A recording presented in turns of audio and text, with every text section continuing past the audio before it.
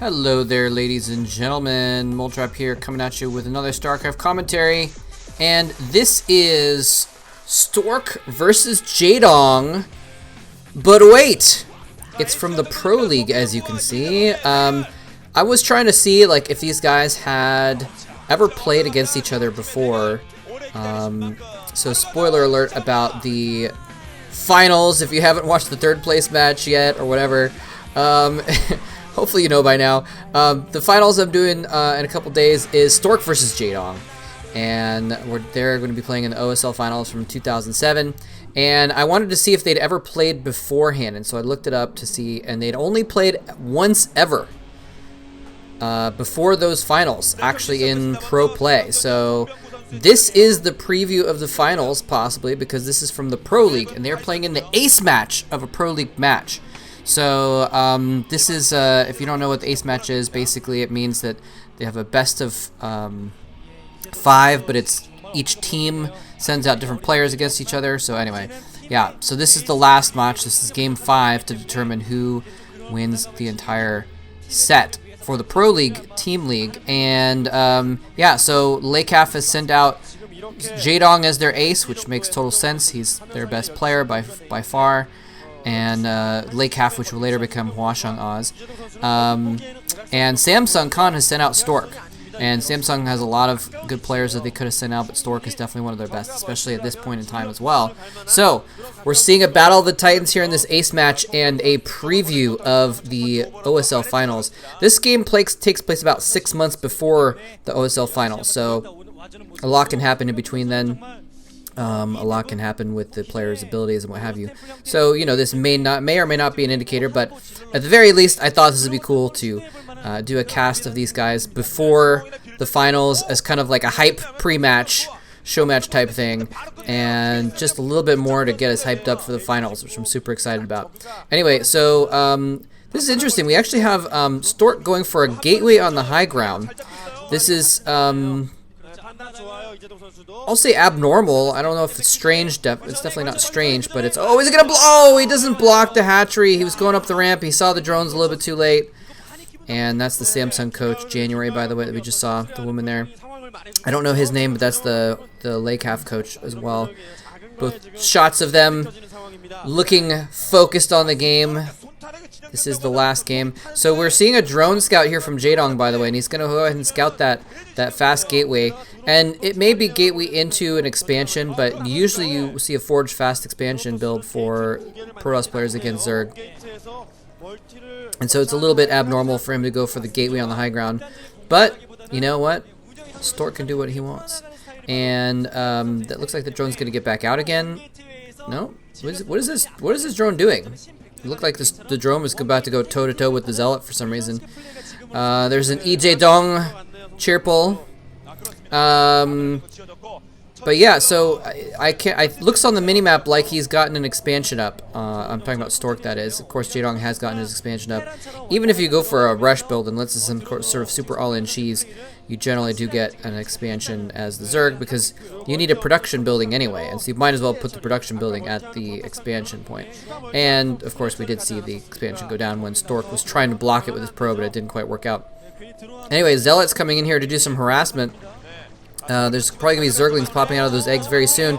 Nice mass drone attack onto the Zealots, but onto the Zealot rather. But the Zealot does manage to survive, and it's going to be able to run around in circles a few times. The second Zealot is here as well. A lot of disruption being done to the mining here by Stork. Just doing, I mean, occupying all of his drones basically for several seconds in the main.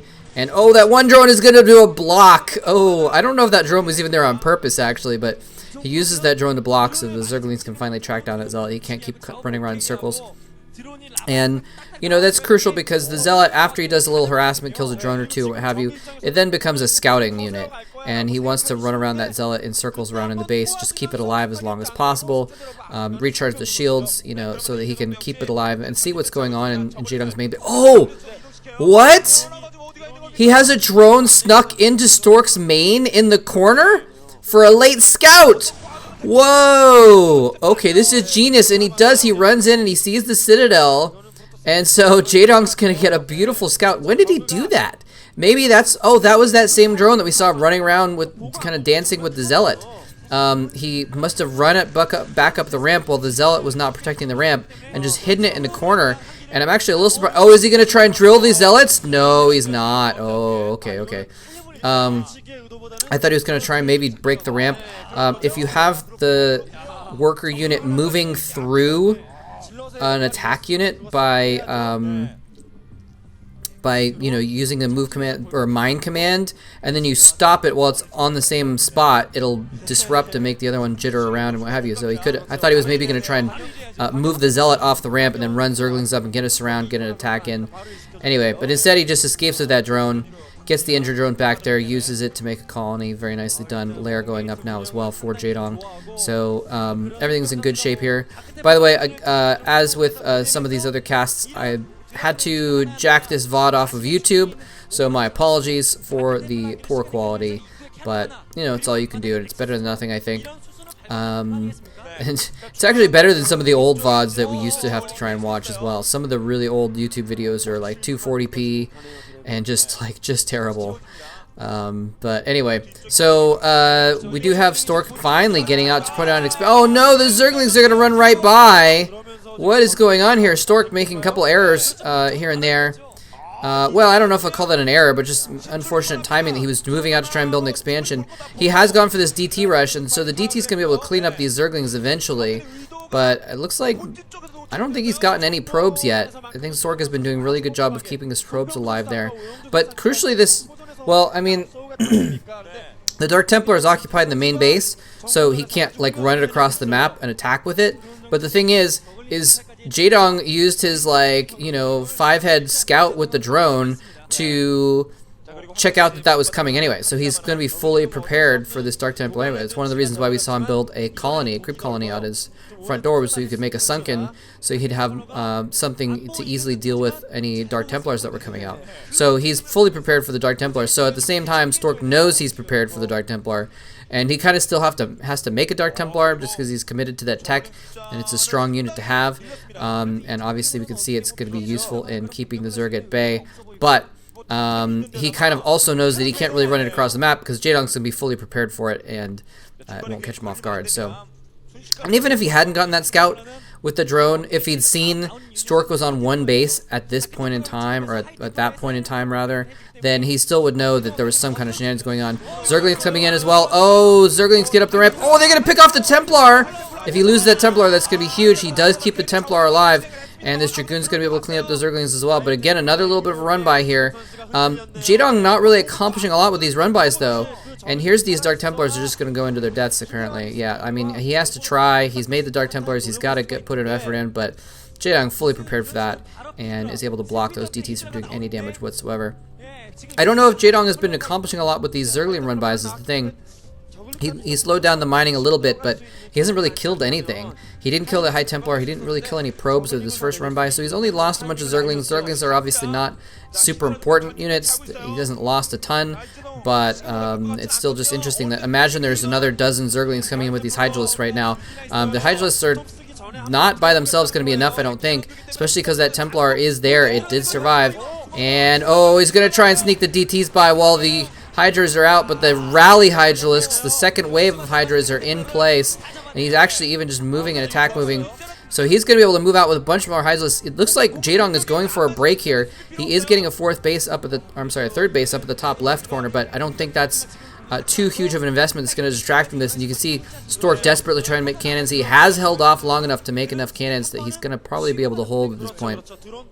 And I think Jaedong is, you know, it's kind of like a, you know, I talk about tug of war a lot. I don't know if that's the best metaphor for this situation, but it's like, maybe it's more like a game of chicken, I guess, where, you know, Jaedong has to do something to stop the Dark Templars, and then Stork knows he's going to stop them, so he doesn't actually overinvest in them, right? And then Jaedong makes some Hydralisks, and Stork has to build cannons in order to defend against the Hydralisks. But then he has to build the cannons, but then Jaedong knows he's built the cannons, and so he's not going to overinvest by attacking with the Hydras. So it's kind of like they both are forcing each other to make these moves, and just saying like, you know what, if I'm going to kill you if you don't do the next move, but then they do the next move. So it just kind of continues on as a stalemate. By the way, sorry for a little bit of a hiccup in the audio there. May have occurred. I had to download this off YouTube, as I said, in 2 parts, so I'm gonna have to stitch the parts together there, and I had to pause the cast for a second, so I don't know how it's gonna turn out in the editing to see if it's gonna work out well together. But anyway, we do have Stork rather, moving out onto the map. He's got a few High Templar. He's got a good chunk of Zealots as well. But again, I don't think he's planning on killing Jaedong right now. Like, this is not a killing blow army. This is just like, okay, Jaedong, you have to build some units. You have to build some defenses at your different bases if you're going to be able to hold this off. And I don't know if he knows. No, I'm sorry. I do know that he does know about that top left base. Oh, a little bit of a drop coming in here. If this is lurkers in there, this could be huge. Some Hydralists are dropping out. There is a single lurker as well. The probes are going to escape. And he does have an observer popping out of that robotics facility at just the perfect moment, actually. So an exactly perfect timing there for Stork to hold that off without doing almost any damage. The probes now come back to mine. Looks like he's going to load up a couple Hydralists and this other Overlord to just do a little cheeky attack from the top as well. But I don't think a lot of damage is going to be happening here. Stork says, okay, well, now that I know he has drop capability, I'm going to build an extra cannon in my main base just in case, and should be fine. Stork giving chase to this army in the middle. Oh, it's 2 lurkers, actually. I thought it was just Hydralists, and they get a couple rounds off and are able to kill off a couple probes. He's able to run the probes away, but Stork is now distracted by this attack in the top left. And if he loses a few probes but kills off this entire base in the process, it's going to be perfect for Stork. There's, I think he killed the observers, though. We saw Scourge in the air trying to kill off the observers and overlords as well, so I don't think the observers are alive anymore. But Stork is on top of his play. He's able to kill off the lurker with... kill off the lurker with the storms, the remainder of the HP that they had, so not a ton of harm done to Stork's army, and he takes out the entire top left base. So Stork is in a great position right now. He's cleaned up the main base.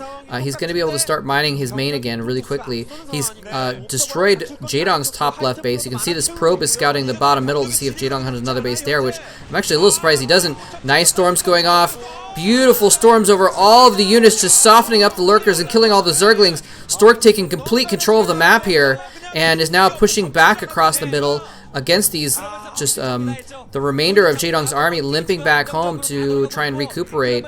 And it looks like, yeah, it looks like Stork has, we can confirm, cleaned up that stuff in his main base. So Stork looking to be in great position here. I'm not sure exactly what Jaedong can do to get back in this game, actually, because I don't think he has the forces to push out on the map and secure a third base. Stork, I think if he tries to take a third base, Stork can kill it off pretty quickly, I think.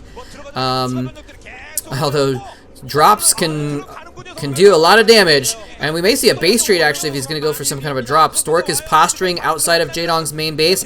Is he going to go for, or natural expansion I should say, is he going to go for an attack? Uh-oh, Jaedong coming in with an Overlord across the top. The Stork doesn't see it in time, and the lurkers are able to get some shots off, but they don't quite get any kills. Oh, no, they do manage to get a couple kills before the storms polish them off. So, nicely done on both of their parts, I guess. But again, I think Stork just taking the advantage there. Stork not losing a lot and killing off another couple lurkers, which are not now with this army that's pushing out on the map. Stork hasn't really rallied all of his units together, though, so he has to kind of seed a little bit. He has to let Jaedong out of his base. Jaedong is pushing out into the middle map with this good chunk of units. Just trying to posture again to try and take control of more. Oh, and there's a nice storm on a lot of Zerglings and Hydralisks. Beautifully done. He's got the observer there as well, so these Dragoons are going to be able to clean up the lurkers. Very, very nicely done. He doesn't really have a ton of Zealots with this group, but it's going to be more than enough. Oh, beautiful storms. Stork is just casting epic storms in this match. Just obliterating Jaedong's forces, casting storms that are killing off units and catching the lurkers at the same time to soften them up, and then having the Dragoons and the Archons clean up the rest of the lurkers. He's just doing an excellent job. Stork has now taken the top left base as well. So Stork is in a commanding lead. If he can get that mining up there and protected, And Jaedong is now desperately trying to take that island base at the bottom left, but it's just, I don't know if it's going to be enough right now. Stork has just completely maintained control of the map, and that was kind of his chance there. Oh, he's going to try and go in and do a little cheeky Scourge kill and kill off the Observer. Okay, Stork is actually moving into the next natural expansion. He's going for the kill. Beautiful Storm softening up all the Hydras. The Observer is going to be killed off by those Scourge, but is it going to matter? There's only one Lurker left at this point. There's two Lurkers, sorry, there is two, and so he's not going to be able to quite finish that off, but the Protoss units are so beefy, he may just ignore it altogether and just kill off the buildings. He's got so many Dragoons. The Archon's going to work on that hatchery as well. Zergling's just popping out piecemeal and just dying to the Archon splash damage very easily. And it looks like Stork is just going to ignore those Lurkers and just do tons of damage. Oh, the Archon on the ramp. He can kill so many drones with the splash damage, and he is going to attack the drones. Oh my god, the drones just getting slaughtered left and right. Jaedong is coming in with a few Zerglings from, I'm not sure where from, honestly. Where did those Zerglings come from? Coming in, he's going to be able to clean up those Dragoons and is finally going to be able to probably polish off that Archon. There he goes. But at what cost? He lost all of his drones. All of his drones on the minerals that is natural. Jaedong has that third base in the bottom left corner, but I don't know if it matters at this point. And it looks like there's a shuttle out, in fact. And that shuttle is going to be enough to either lift into the main base to try and polish off the tech buildings, or all he has to do is drop maybe an Archon and a couple Zealots in that bottom left base and take it out as well. Stork is fighting with a little bit of a skeleton crew, though. I'm not sure where the rest of his army is. Actually, I can see on the minimap that there are more units rallying across the map to this location. Here he comes in. He has another Observer there. He's keeping the Observer back a little bit so the Hydras can't kill it off. Now he moves it in with range so he can kill off all of the Lurkers as well. And there is the drop with the shuttle. This is Jaedong's last hope to keep his mining active, and instead it's going to get dropped. There's nothing he can do about it. And it looks like Stork is going to take this game, ladies and gentlemen. There's just absolutely nothing Jaedong can do. He's only got his main base right now. Stork is mining at 3 full bases, and there's the GG! And Samsung Khan is going to win the ace match and take this series. Beautiful, beautiful play. You can see the Samsung bench clapping their hands in celebration of Stork taking out Jaedong, the Master Zerg player, and just absolutely beautifully played by Stork, just at every point in time. You know, there was a couple times when Stork let a couple Lings run by or whatever, that he could have theoretically done something about, how to Zealot on the ramp or something along those lines. Little cute shrug of his shoulders. Little mini ceremony there. But, yeah, just amazing play on his part. There was a couple points where he didn't really, you know, play perfectly in that he could have stopped those run-bys or done a little bit more about the drops, but they never really accomplished much. He was able to respond to them so well. Just every time pulling his probes perfectly. I think he only lost like 6 or 7 probes the entire game to drops. You know, Jaedong did a lot of cute drops, and that would have just crippled most other Protoss players, because it's just so hard to keep track of everything all over the map all at the same time. And so a lot of Protoss would have completely been killed off by the constant harassment in the back line. They would have lost more probes and lost their economy. But Stork responded perfectly every single time and was able to maintain his economy, keep going, and then crucially, while Jaedong was losing forces with those drops, Stork then had the commanding army to move out into the middle of the map and punish Jaedong by taking the top left base. And I wonder if that would have been a little bit different if Jaedong had taken like a bottom right base, which was far away from the battles, and maybe forced Stork to choose between taking map control or attacking that bottom right base, right? Imagine Stork's army is instead of the top left, where he can easily respond to counterattacks. If Stork's army has to go all the way to the bottom right of the map in order to take out the expansion, and then it's too far away to respond to counterattacks or respond to the drops or what have you, could have been a different story. Or imagine if Stork had lost that High Templar in that first, or I guess second run by at his natural expansion, and he didn't have a Storm in the bank. He could have easily died to a Hydra bust there as well. So it could have gone differently, but Stork takes the game. And very, very exciting because, again, this is the first time these guys have played together, and this is going to be weighing on both of their minds as we go into the OSL finals, where, you know, the only time they've played against each other, Stork handily dismantled Jaedong's play. And is that going to be something that's going to be in the back of Jaedong's mind? Is he going to be worried at all? Probably not. You know, at this level of play, usually players are able to just shrug it off and retain their confidence. But it's just something to think about. And Stork may be saying, you know what, Jaedong is someone who is probably favored to win, but I've beaten him before. I beat him in the Pro League handily, and so that might be a boon to Stork's confidence as well. And confidence can be a huge issue in these high level games. So anyway, something to think about. But yes, we're going to see a lot more of these players going head to head in the FOSL finals. Ha! See what I did there? On Friday or Saturday morning if you're in the Pacific Islands. Again, you know, all the details about the times and everything are on there.